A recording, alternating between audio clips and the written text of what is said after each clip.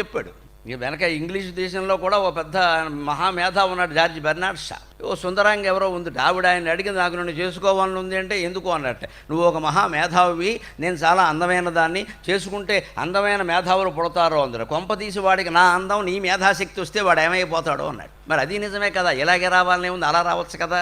వాడికి ఆ వచ్చి పుట్టిన వాళ్ళకి నా అందం నీ మేధాశక్తి అందేవాడు, అలా కాకుండా నా అందం నీ మేధాశక్తి వస్తే రెండూ పనికి మాలినవే, అందుకని పోవమ్మా. అదేమో పాపం ఆయన చమత్కారంగా చెప్పాడు. వివేకానందుడు అలా ఎందుకు చెబుతాడు, పేలిపోయేలా చెప్పాడు.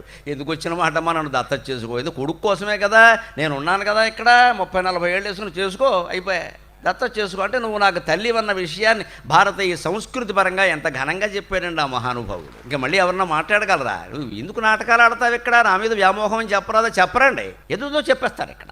ఆ వల్ల ఆయన పడ్డం, అందుకే నీ కొడుకు కోసమే కదమ్మా, నీ కోసం కాదు కదా, అయితే నన్ను దత్తత చేసుకో హాయిగాను అన్నాడు ఆయన. ఇంకేం మాట్లాడతారండి, వెంటనే మఠంలో చేరిపోవడమే, మాట్లాడేదేం లేదు ఇక్కడ.